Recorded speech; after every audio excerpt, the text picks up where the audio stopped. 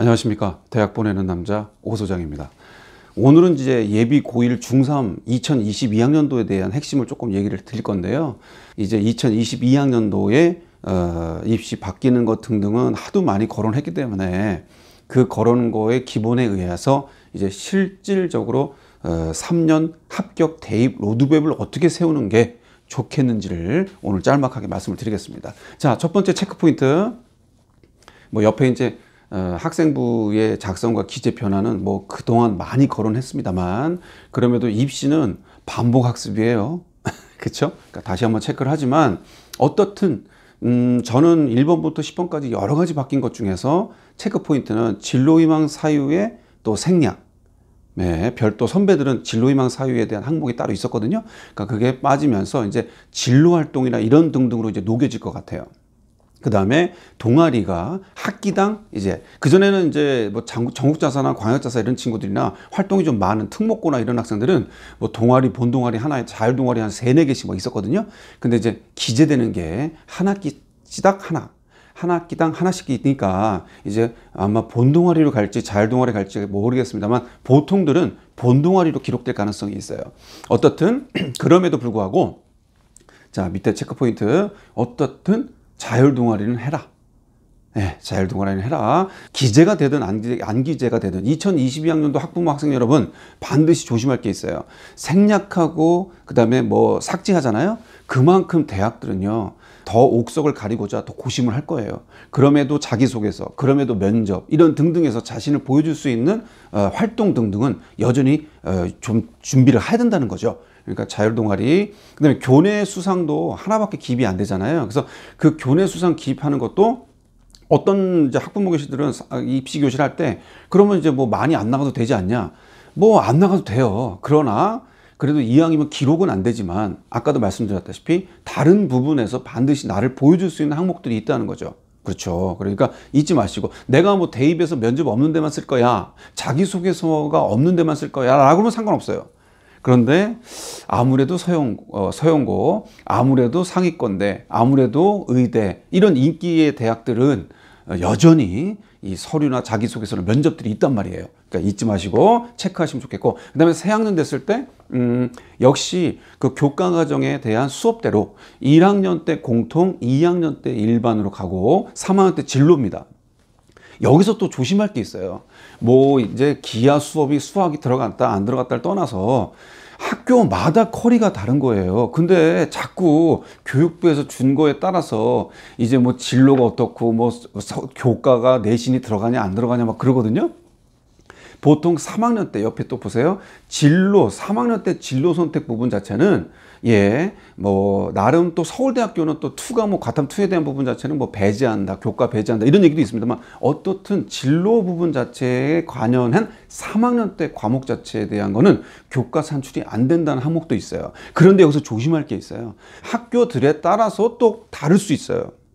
그러니까 조심하셔서 그냥 교육부 문서에 따라서 이렇게 지침이 있으니까 난 그냥 3학년 때 교과도 안 나오니까 그냥 대충 준비하고 수능 준비하면 되겠네. 이거 안 된다는 거죠. 이해하셨죠? 그러니까 잊지 마셔서 항상 학교의 지침, 학교 방침, 우리 학교 스타일로 파악을 하셔야죠. 이제 아시겠죠?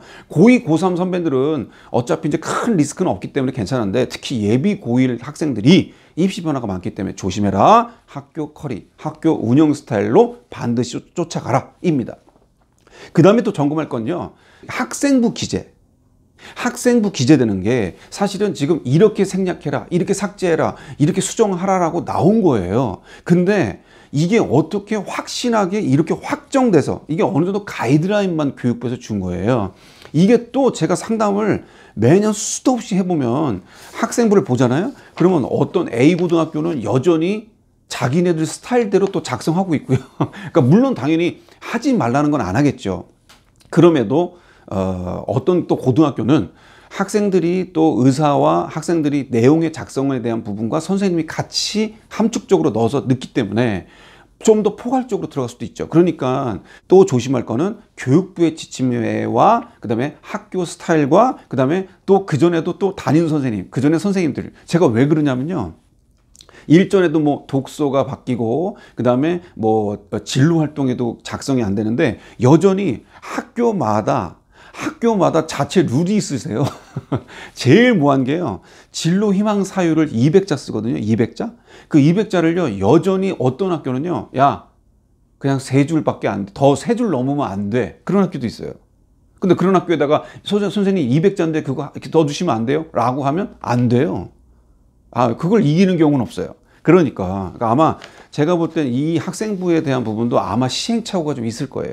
그러니까 큰 틀은 따라가되 너무 거기에 휘둘려서 이건 아니야 저건 아니야 라고 하지 마시고 항상 과목별 항상 담임께 말씀드려보고 여쭤보고 질문하고 체크하고 그리고 학부모님들도 담임선생님하고 혹시 상담 있을 때 여쭤보고 체크하면서 그렇게 가면은 좋을 것 같습니다. 오늘 이제 2022학년도에 대한 큰 틀 변화했고 그다음에 마지막으로 수능도 사실 한편 또 따로 준비할게요. 수능 자체는 좀 길기 때문에 이제 뭐 화법, 화작 뭐 이런 등등 선택 생겼고 기하 선택 생겼고 탐구, 과탐 두 과목 여전히 똑같고요. 영어하고 제2외국어 절대평가 다른 건 있는데 그럼에도 수능에 대한 부분 자체는 지금 당장 예비 고1 학생들한테 가자마자 수능 준비는 아니잖아요. 그러니까 그거 걱정할 건 없고요. 어차피 이제 1학년 말, 2학년쯤 되면 차차차 수능에 대한 대비도 같이 갈 겁니다. 모의고사도 학력평가를 볼 거기 때문에 너무 걱정하지 마시고 그냥 자기 순리대로 공부하면서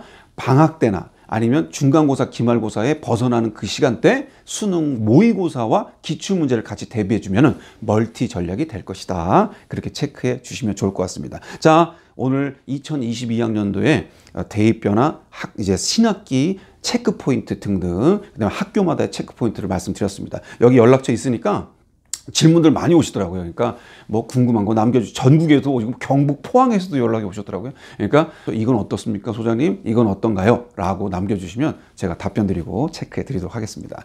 잘 체크해서 다시 보기도 하시고 구독 누르시고 이렇게 체크하세요. 그러시면은 아마 우리 아이 대입 3년 로드맵 세우시는데 큰 문제는 없을 거라 생각됩니다. 잘 참고하세요. 이상 대학 보내는 남자 오 소장이었습니다.